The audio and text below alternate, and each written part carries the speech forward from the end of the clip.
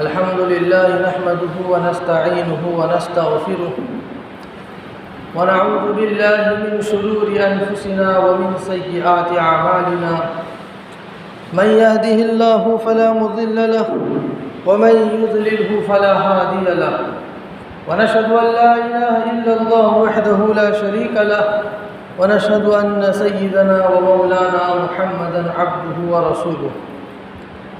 قال الله تبارك وتعالى في الكلام المجيد والفرقان الحميد: يا أيها الذين آمنوا هل أدلكم على تجارة تنجيكم من عذاب أليم تؤمنون بالله ورسوله وتجاهدون في سبيل الله بأموالكم وأنفسكم ذلكم خير لكم إن كنتم تعلمون.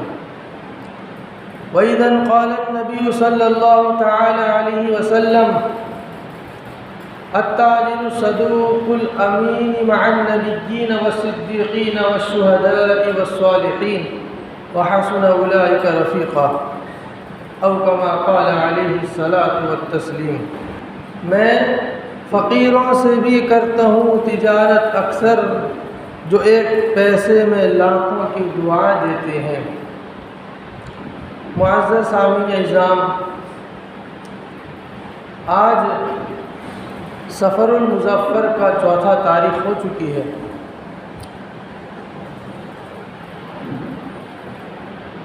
اللہ تعالیٰ سے دعا کریں اللہ تعالیٰ اس مہینے کو ہمارے لیے برکت کا مہینہ بنائے. گزشتہ جمعے میں بنائے مسجد و اعمال مسجد پر گفتگو ہوئی تھی کہ کس طرح مسجد کو آباد کریں. دعا کریں آج بھی ایسی بات اللہ تعالیٰ کہلوائے جو ہم سب کے لیے نجات کا ذریعہ بنے، چونکہ اصل نجات ہی ہے. نجات نہیں تو کوئی چیز نہیں. پچھلے دور میں، پچھلے زمانے میں جب ٹیکنالوجی عام نہیں ہوئی تھی، اس وقت ندیوں میں پل نہیں تھے، برج نہیں تھی، بلکہ لوگ ڈونگے سے، کشتی سے، جہاز سے سفر کرتے تھے. اس گھاٹ سے اس گھاٹ پار لگاتے تھے. ہر مسافر کی یہ تمنا ہوتی تھی کہ میرا بیڑا پار ہو جائے. یعنی بیڑا اسی کو کہا جاتا ہے جس پر ہم سوار ہوتے ہیں. کشتی بیڑا ہی ہے، ڈونگا بیڑا ہی ہے. اگر خدا نہ خواستہ بالفرض وہ کسی طوفان کے جد میں آ جاتی ہے تو پھر مسافر کیا ہوتا ہے؟ توبہ استغفار کرنے لگتا ہے، اپنے گناہوں کی معافی تلافی کرنے لگتا ہے اور اپنے قسمت کو روتا ہے کہ اب تو میرا بیڑا غرق ہونے والا ہے، ڈوبنے والا ہے. ہم عام زبان میں بیڑا بولتے ہیں اور اردو کے زبان میں اس کو نجات بولتے ہیں. عام زبان میں اس کو بیڑا بولتے ہیں اور اردو کے زبان میں اس کو نجات بولتے ہیں. ایک بیڑا وہ ندی کے اوپر، گڑگڑی گھاٹ کے اوپر چلتا تھا یا پتھر پور کے گھاٹ میں چلتا تھا. اس سے تو ہم کسی بھی طریقے سے نجات پا گئے کہ پل بن گیا. لیکن دوستو، وہ اصل نجات، اصل بیڑا ابھی ہمارے اوپر سوار ہے. ہم اس پر سوار ہیں اور یہ بیڑا موت تک بھی ختم نہیں ہوگا جب تک کہ اللہ تعالیٰ جنت اور جہنم کا فیصلہ ہمارے حق میں نہ کر دے. جب جنت اور جہنم کا فیصلہ ہو جائے گا تب سمجھیں گے کہ ہمارا بیڑا کہیں نہ کہیں پار لگا. جنت کی طرف لگا تو کامیابی کا بیڑا ہاتھ آیا. اگر جہنم کی طرف لگا، اللہ تعالیٰ کسی مومن کو 1000 بار جہنم نہ بھیجے تو پھر اس کے ہاتھ میں ناکامیابی کا بیڑا لگا. اس لیے دوستو بزرگوں، اسی کی محنت، اسی کے طریقے کو سمجھنے کے لیے بات کہی جاتی ہے کہ بات کسی بھی لائن سے کیوں نہ ہو. وہ تجارت کا لائن ہو، لین دین کا لائن ہو، نماز عبادت کا لائن ہو، گھر کی گھرولی زندگی کا لائن ہو، محلے والوں کا لائن ہو، کسی بھی طریقے، کسی بھی میرے دوستو بزرگوں اسٹیج پر ہو کہ آدمی کو اسی طرف کہا جاتا ہے کہ کیسے وہ ہر خرافات سے بچ کر، ہر رسومات سے بچ کر، اللہ اس کے رسول کے بتائے ہوئے طریقے کے ساتھ چل کر جنت کی طرف چلا جائے۔ اسی بات کا ذکر میں نے اپنے خطبے میں قرآن عظیم کے ایک آیت سے سہارا لیا۔ قرآن عظیم میں اللہ پاک فرماتے ہیں یا ایھا الذین آمنوا هل ادلکم علی تجارۃ تنجیکم من عذاب علیم، اے ایمان والو میں تمہیں ایک ایسی تجارت نہ بتاؤں جو تمہیں دردناک عذاب سے بچا دے۔ اللہ کیا فرماتے ہیں؟ اے ایمان والو، کس کی طرف مخاطب ہے؟ ہم سب کی طرف اللہ مخاطب ہے۔ ہم سب کو کہہ رہے ہیں کہ ایسا بزنس بتاؤں، ایسا کاروبار بتاؤں، ایسا کام کاج بتا دوں جو تمہیں دردناک عذاب سے بچا دے۔ اور دردناک عذاب کیا ہے؟ ہم سب جانتے ہیں کہ اللہ پاک نے جہنم میں وہ عذاب رکھا ہے جس کو عذاب علیم کہا جاتا ہے، دوسرے لفظ میں دردناک عذاب کہا جاتا ہے، تیسرے لفظ میں دکھ دینے والی عذاب بھی کہا جاتا ہے۔ اللہ ہم سب کی حفاظت فرمائے، پوری امت کی حفاظت فرمائے۔ دوستو بزرگوں، اسی سے بچنے کے لیے میرے دوستو بزرگوں اللہ نے آگے راستہ بتایا، تؤمنون باللہ، جو لوگ اللہ پر ایمان لائے اور رسول پر ایمان لائے، اور کیا فرمایا وَتُجَاهِدُونَ فِي سَبِيلِ اللَّهِ بِأَمْوَالِكُمْ وَأَنفُسِكُمْ ذَلِكُمْ خَيْرٌ لَكُمْ إِن كُنتُمْ تَعْلَمُونَ، تو اپنے جانوں سے، اپنے مالوں کو، اپنے جان کو اور اپنے مال کو اللہ کے راستے میں لگایا، کھپایا، استعمال کیا، صرف کیا، خرچ کیا، اور یہی لوگ ہیں جو بہتر جاننے والے ہیں۔ ذالکم خیر لکم ان کنتم تعلمون، یہی لوگ ہیں جو بہتر جاننے والے ہیں۔ بہتر جاننے سے مراد کیا ہے؟ کہ ایکسٹرا جاننے والے، اچھا بات سمجھنے والے، اچھی چیز کو جاننے والے ہیں۔ جو اچھا جانتا ہے وہ نقصان سے دور رہتا ہے، جو زیادہ نہیں جانتا وہ نقصان میں پھنس جاتا ہے۔ گاڑی خراب ہو جاتی ہے یا اور کوئی سامان مشینری خراب ہو جاتی ہے، ہم ماہر لوگوں کے پاس جا کر اس کو سجاڑتے ہیں، اور سب کے زبان میں یہی رہتا ہے کہ وہ اچھا جانتا ہے، اس کو اچھی معلومات ہے۔ اگر اناڑی کے پاس لے جائیں گے جو خراب اور زیادہ خراب کر دے گا۔ تو دوستو بزرگوں، یہ تجارت کو وہی لوگ زیادہ جانتے ہیں جو اللہ پر، اللہ کے رسول پر ایمان لا کر اللہ کے راستے میں اپنی جان اور اپنے مال کو کیا کرتے ہیں؟ لگاتے اور کھپاتے ہیں۔ اس لیے دوستو بزرگوں، تجارت ایک اہم عبادت بھی ہے۔ تجارت ایک اہم عبادت بھی ہے جس کو ہم بزنس کہتے ہیں، بیپار کہتے ہیں اپنے اپنے لفظوں میں۔ اللہ تعالیٰ نے اس میں خوب برکت رکھی ہے۔ کیسی برکت؟ اللہ کے رسول صلی اللہ علیہ وسلم کا فرمان ہے التاجر الصدوق الامین مع النبیین والصدیقین والشہداء والصالحین۔ وہ تاجر، وہ بزنس مین، وہ جو ہے بیپاری، اس کے لیے خوشخبری ہے کہ جو اپنے تجارت میں، اپنے کاروبار میں، اپنے بیپار میں سچائی کا معاملہ رکھتا ہے اور کیا کہتے ہیں؟ امانت داری کا معاملہ کرتا ہے۔ کس کا معاملہ؟ دیکھو اللہ کے رسول نے کیسی خوشخبری دی ہے۔ میں اس لیے اس موضوع کو چھیڑا ہوں کہ ہمارا اکثر حصہ بیپار کرتا ہے، تجارت کرتا ہے، کاروبار کرتا ہے، اپنے اپنے اعتبار سے کاروبار کرتے ہیں، اور کاروباری کی خوشخبری اللہ کے رسول نے دیا۔ میں ابھی ہمارے مفتی جہانگیر صاحب سے ہمارا مذاکرہ ہو رہا تھا، میں ان کو کہہ رہا تھا کہ اللہ پاک نے غوثوں کا تعریف قرآن میں کیا ہے اور اللہ کے رسول نے حدیث میں بھی کیا ہے، لیکن تاجر کا تعریف سب کثرت سے آیا ہے۔ یعنی تجارت کرنے والے، بزنس کرنے والوں کا تعریف اللہ نے قرآن میں کیا، اللہ کے رسول نے حدیث میں بھی کیا ہے۔ اس لیے کہ غلامی کرنے والوں کا تعریف نہیں آیا، نوکری کرنے والوں کا تعریف نہیں آیا، ملازمت کرنے والوں کا تعریف نہیں آیا، بلکہ جو تجارت کرتے ہیں، اس لیے تجارت جو دوستو بزرگوں فخر سے سر اونچا کرنے کا ذریعہ ہے۔ حضرت عمر رضی اللہ تعالیٰ خلیفہ دوم ہیں، جن کی خلافت کے دور میں اللہ نے اسلام کو غلبہ عطا کیا، بیت المقدس فتح ہوا، وغیرہ وغیرہ بڑے بڑے کارنامے حضرت عمر رضی اللہ تعالیٰ عنہ کے دور میں انجام پائی۔ حضرت عمر رضی اللہ تعالیٰ عنہ ایک مرتبہ فقیروں کی جماعت میں گئے۔ یہ روضۃ الصالحین کی کتاب، اس میں بات لکھی ہے کہ وہ فقیروں کی جماعت میں گئے اور جا کر کہنے لگے کہ سر اٹھاؤ، کیا کہنے لگے؟ سر اٹھاؤ اور جاؤ تجارت کرو۔ اللہ نے تجارت میں برکت دی ہے، اللہ نے تجارت میں برکت دی ہے۔ اس لیے دوستو بزرگوں، تجارت وہی برکت والی ثابت ہوگی، وہی نفع والی ثابت ہوگی، وہی کارآمد والی ثابت ہوگی جس تجارت میں سچائی ہوگی۔ اس لیے کہ اللہ کے رسول نے فرمایا التاجر الصدوق مع النبیین والصدیقین والشہداء والصالحین، کہ وہ تاجر جو اپنی تجارت میں سچائی کا معاملہ کرے، سچائی کو اختیار کرے، اور کیا فرمایا صدوق الامین، اور اس میں جو ہے کہ امانت داری کا معاملہ کرے، امانت میں خیانت نہ ہو، امانت کو جو ہے دوستو بزرگوں بیجا استعمال نہ کرے۔ تو ایسے تجارت کرنے والوں کے حق میں اللہ کے رسول نے فرمایا روز قیامت ان کے دوست، ان کے ساتھی، ان کے رفیق، ان کے فرینڈ کون ہوں گے؟ نبیین ہوں گے، صدیقین ہوں گے، شہداء ہوں گے، شہید ہوں گے، نیک لوگ والصالحین، نیک لوگ ہوں گے۔ اس لیے دوستو بزرگوں، اللہ نے ایسا تجارت کرنے والوں کے حق میں کتنی بڑی خوشخبری دی۔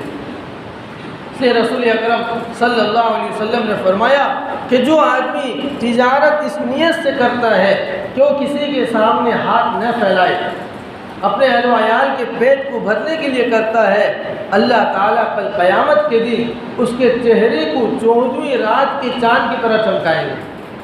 اس کی طرح آج چاند کا 4 تاریخ ہو گیا ہے، 6 دن کے بعد دیکھیں گے 10 تاریخ کے بعد چاند اپنے خوشنما منظر کے ساتھ آسمان میں کیا ہوگا؟ لہرا رہا ہوگا، اس کی خوشگواری زمین تک آ رہی ہوگی۔ تو ایسے لوگوں کے لیے فرمایا جو تجارت اس غرض سے کرتے ہیں کہ اپنے پیٹ کو بھریں، اپنے اہل و عیال کے پیٹ کو بھریں، اپنے پڑوس کا حق ادا کرنے کے لیے کر رہے ہیں، ان کے نیت میں صاف ہو، خلوص ہو، ہاتھ پھیلانا مقصد نہ ہو، اللہ تعالیٰ ان کے چہرے کو قیامت کے دن چمکائے گا۔ میرے دوستو بزرگوں، یہی غور کرنے کی بات ہے، اگر جو آدمی اس نیت کے ساتھ تجارت کرتا ہے، اللہ تعالیٰ اس کے ساتھ یہ معاملہ کرنے کا وعدہ کیے ہیں، فیصلہ کیے ہیں، اگر اس تجارت میں کھوٹ آ جائے، اس تجارت میں دیانت داری آ جائے، خیانت داری آ جائے، اس تجارت میں ٹاوٹی جھوٹ فریب آ جائے، اس تجارت میں حلال کمائی کے علاوہ حرام مال گھس جائے، میرے دوست بزرگوں آپ اندازہ کریں اللہ تعالیٰ اس کا حشر کیا کریں گے۔ اس لیے میرے دوستو بزرگوں، تجارت کو کیا کرنا ہے؟ اچھی غذا سمجھ کر کھانا ہے۔ حضرت داؤد علیہ السلام ایک جلیل القدر پیغمبر گزرے ہیں۔ حضرت داؤد علیہ السلام اللہ نے ان کو جہاں رسالت دیا تھا، نبی بنایا تھا، وہیں ان کو حکومت بھی دی تھی، بادشاہ بھی تھے۔ حضرت داؤد علیہ السلام اپنا حلیہ بدل کر، اپنا لباس چینج کر کے لوگوں میں گھومتے پھرتے تھے اور سب سے پوچھا کرتے تھے کہ اس وقت اس ملک کا بادشاہ کیسا ہے، اس وقت اس ملک کا حاکم کیسا ہے، اس وقت اس ملک کا گورنر کیسا ہے، سب کو روزانہ پوچھا کرتے تھے اور لوگ ان کو پہچان بھی نہیں سکتے تھے۔ اتفاق سے ایک دن ایک نوجوان کو پوچھنے لگے کہ اس ملک کا حاکم کیسا ہے، تو نوجوان کہنے لگا اس ملک کا حاکم تو بہت اچھا ہے، لیکن یہ خرابی یہ ہے کہ وہ حکومت سے ہی وظیفہ لیتا ہے۔ کیا لیتا ہے؟ حکومت سے تنخواہ لیتا ہے، بیت المال کا مال استعمال کرتا ہے۔ حضرت داؤد علیہ السلام کو یہ بات گراں گزری، اور حضرت داؤد علیہ السلام اس وقت یہ کہے نہیں کہ میں حاکم ہوں، اپنا چہرہ جو ہے چھپا ہوا تھا، حلیہ بدلا ہوا تھا، گھر آئے اور اللہ سے دعا کرنے لگے، اے اللہ تو میرے حق میں بہتر فیصلہ فرما تاکہ میں کچھ تجارت کا معاملہ کر سکوں، کچھ کاروبار کر سکوں، تاکہ اپنا گزر بسر کر لوں، بیت المال کو ہاتھ میں لگاؤں۔ اللہ پاک نے ان کو معجزہ دیا، وہ اپنے معجزے کے ذریعے سے لوہے کو مہم بنا لیتے تھے۔ روایت میں آتا ہے کہ حضرت داؤد علیہ السلام زیرہ کا کاروبار کیے، جس کو ہم لڑائی کے موقع پر لوہے کا ڈریس پہنتے ہیں، جسے اپنی حفاظت کرنے کے لیے زیرہ بولتے ہیں۔ بہرحال حضرت داؤد علیہ السلام نے زیرہ خود بنا کر اس کو بیچا کرتے تھے، اور اس سے جو پیسہ آتا تھا، کمائی ہوتی تھی، خود اپنی ذات پر استعمال کرتے تھے۔ میرے دوستو بزرگوں، کتنے بڑے حاکم، کتنے بڑے بادشاہ وہ اس بات کا خیال رکھ رہے ہیں اس لیے دوستو بزرگوں، ایک بہت بڑے بزرگ گزرے ثابت بنانی رحمۃ اللہ علیہ، وہ فرماتے ہیں کہ عافیت کے 10 دروازے ہیں، عافیت کے 10 حصے ہیں، ان میں سے 9 حصے جو ہے خاموش رہنا ہے اور 1 حصہ جو ہے لوگوں سے دور رہنا ہے۔ اور دوسری بات فرماتے ہیں کہ عبادت کے 10 حصے ہیں، اس میں سے 9 حصے جو ہے حلال کمائی ہے اور 1 حصہ جو ہے نماز اور روزہ ہے۔ کیا مطلب دوستو بزرگوں؟ حدیث شریف میں آتا ہے، اللہ کے رسول صلی اللہ علیہ وسلم نے فرمایا من سلم نجا، جس نے خاموش رہا اس نے نجات پایا۔ اور حضرت ثابت بنانی رحمۃ اللہ علیہ کی بات بالکل ان کے ساتھ ملتی جلتی ہے۔ کیا فرماتے ہیں؟ عافیت کے 10 حصے ہیں، ان میں سے 9 حصہ یہ ہے کہ آدمی کیا رہے؟ خاموش رہے۔ جب آدمی خاموش رہے گا دوستو بزرگوں، بہت ساری خرافات سے بچے گا، بہت سارے کیا کہتے ہیں لہو لعاب سے بچے گا، بہت ساری زبان کے گناہوں سے بچے گا، بہت ساری ایسی چیز سے بچے گا جس کو اس کو گمان بھی نہ ہوگا۔ اور خاموش رہنے کا مطلب یہ نہیں کہ آدمی اپنی بیوی بچے کے سامنے خاموش رہے، بلکہ میرے دوستو بزرگوں ضرورت کے مطابق بات ہو۔ اور بیوی بچوں کے سامنے تو اللہ کے رسول صلی اللہ علیہ وسلم کا فرمان ہے کہ تم اپنی بیوی سے کبھی کبھی مذاق بھی کیا کرو، اس سے جو ہے صدقہ کرنے کا ثواب ملے گا۔ ہنسی کیا کرو، اس سے صدقہ کرنے کا ثواب ملے گا۔ بچوں کے سامنے میل ملاپ پیدا کرو تاکہ تم بچوں کے اندر گھل مل کا عادت پیدا ہوگا، اور بچوں کو صحابہ کے واقعات سنایا کرو۔ یہ مطلب نہیں کہ کوئی یہ سمجھے کہ خاموش رہے تو ہر جگہ خاموش رہنا ہے۔ خاموش موقع محل کو سمجھ کر رہنا ہے کہ کہاں خاموش رہنا ہے کہاں نہیں رہنا ہے۔ موقع کے اعتبار سے بات بولنا ہے، کہیں ناانصافی ہو رہا ہے آدمی وہاں خاموش رہے۔ اگر اپنی ایمانی حرارت تیز ہے تو پھر اس انصاف کے تقاضے کو پورا کرنے کے لیے حق بات بولنا ہے۔ میرے دوستو بزرگوں، لیکن جب اپنے اہل و عیال میں آئے، اپنے بچوں کے سامنے آئے، بیہودہ باتوں سے، ادھر ادھر کی لائنی باتوں سے دل کو ہٹا کر، زبان کو بچا کر ان کے سامنے صحابہ کی بات بولے، صحابہ کی قربانی بولے کہ بچے صحابہ کے اندر ایمانی جذبہ کیسا تھا، بچوں صحابہ کے اندر ایمانی حرارت کیسی تھی۔ روایت کے اندر آتا ہے عمرو بن جمحور رضی اللہ تعالیٰ نے، ایک صحابی رسول ہیں، ان کا ایک چھوٹا بچہ تھا، وہ عبداللہ بن مسعود رضی اللہ تعالیٰ جلیل القدر صحابی کے صف میں کھڑا تھا، اور دوران صف عبداللہ بن مسعود کہتے ہیں کہ میں جب اپنے دائیں اور بائیں دیکھا تو بچے نظر آئے اور جنگ کا میدان ہے، میری ہمت ٹوٹ گئی، میں سوچا کہ میرا سامنا ایسے بچوں کے سامنے ہوا ہے جو میری کسی بھی طریقے سے مدد نہ کر سکیں گے۔ تو اتنے میں ایک بچہ جو میرے دائیں طرف تھا، اس نے میرا انگلی پکڑا اور کہا کہ چچا جان بتائیے ہمارے نبی کا دشمن یا کون ہے؟ میں نے کہا کہ تمہیں اس سے کیا لینا دینا؟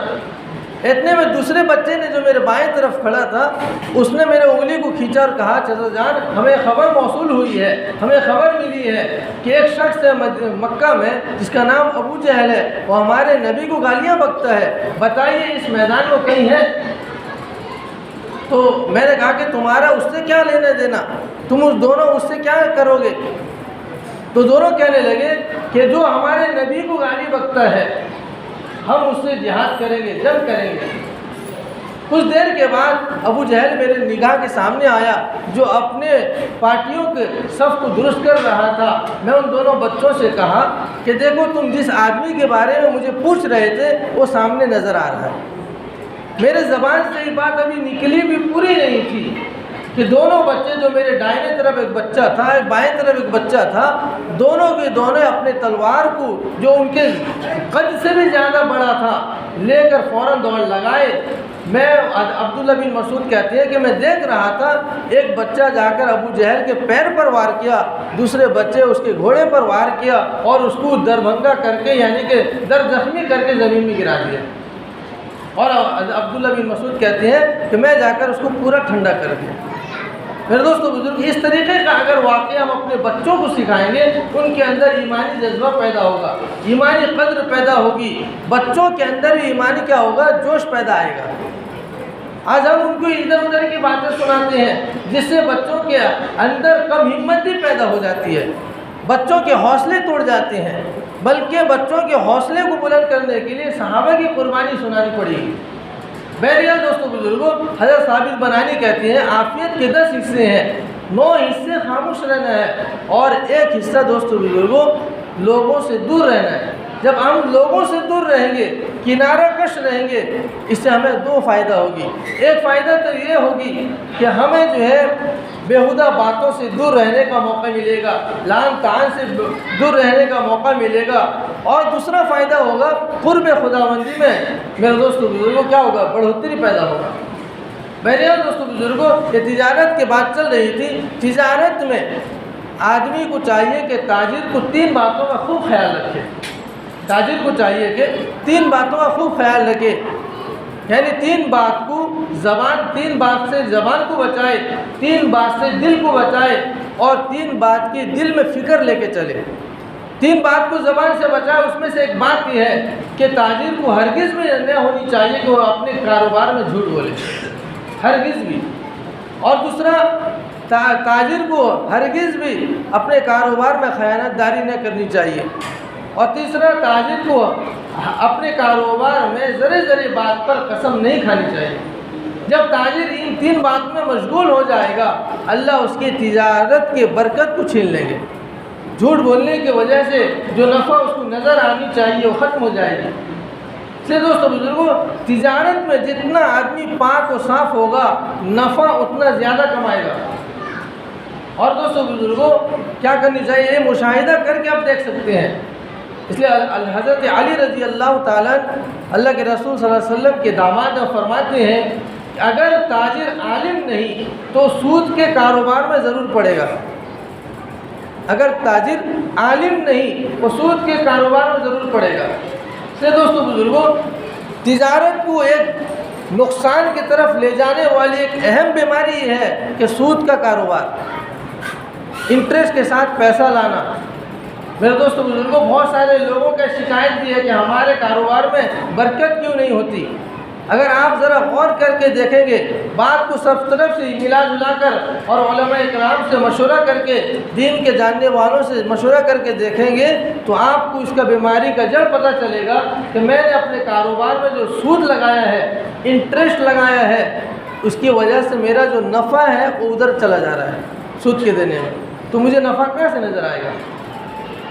اس لیے کاروبار کرنے کے لیے دوستوں بزرگوں، انٹرسٹ کو بالکل بالائے طاق رکھیں، پھر دیکھیں گے اللہ وہ نفع دیں گے جس کا احساس نہیں ہوگا۔ اس لیے کہ ایک واقعہ ہمارے سامنے شاہد اور گواہ ہے۔ ایک رسول اللہ صلی اللہ علیہ وسلم کی خدمت میں ایک شخص آیا اور اپنے مفلسی کا ذکر کیا۔ نبی علیہ السلام نے فرمایا کہ تمہارے پاس کچھ ہے؟ اس نے کہا پیالہ ہے۔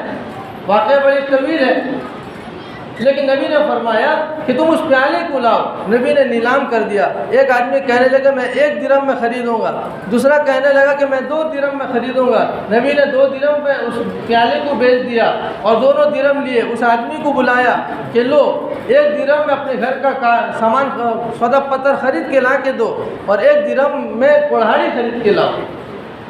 اور دوستوں بزرگوں، وہ شخص نبی کے حکم کے مطابق عمل کیے۔ جب کڑھاڑی بازار سے خرید کے لائے، نبی نے اس کا بیٹ خود اپنے ہاتھ سے لگایا اور کہا کہ تم جنگل جاؤ، لکڑیاں کاٹ کے لا کے اس کو بیچا کرو، 15 دن سے پہلے میرے پاس نہیں آنا۔ 15 دن جس دن ہوا وہ نبی کے دربار میں آیا، پورا حشاش و بشاش تھا، سفید لباس سے ملبوس تھا، چہرے کے رنگ بدلے ہوئے تھے، خوش و خرم تھا اور کہنے لگا یا رسول اللہ، میں نے آپ کی بات کو سچا سمجھ کر عمل کیا، آج اس وقت 15 دن میں 10 درہم کا مالک ہوں۔ یہ تجارت ہے دوستوں، جب سچائی ہوگی اللہ تعالیٰ ایسا نفع دیں گے۔ اس لیے جو لوگ تجارت کرتے ہیں کوشش تو اس بات کا کریں کہ ہم سود کا کاروبار بالکل نہیں کریں گے، انٹرسٹ میں پیسہ بالکل نہیں لائیں گے، چاہے ہمارا کاروبار کم کیوں نہ ہو۔ جب اس برے لائن کا پیسہ اس میں گھسے گا، اللہ تعالیٰ نفع کو ختم کر دیں گے۔ یہ 4-5 دن پہلے ایک صاحب میرے پاس آئے، مجھے مشورہ کرنے لگے ایسے ایسے معاملہ ہوا۔ میں ان سے پوچھا کہ کتنا سود میں لائے ہو؟ وہ کہنے لگے اتنا اتنا۔ میں کہا کہ زندگی بھر تک اللہ اگر برکت دے تو دے دے، ورنہ میں علماء کرام سے سنا ہوں، قرآن و حدیث کی روشنی کی بات یہ ہے کہ سود کا کاروبار کرنے والا کبھی برکت کے ساتھ زندگی نہیں گزار سکتا۔ اس لیے دوستوں بزرگوں، کم کھاؤ، کم کماؤ، کم خواہشات کو پورا کرو، لیکن سود کے بالکل قریب رہ جاؤ۔ اگر سود کا پیسہ کہیں سے آ جائے اس کو ضرورت مند کو بغیر نیت بغیر ثواب کے دے دو. اگر ایسا کریں گے اللہ تعالیٰ جو ہمارے مال میں خوب برکت دے گا.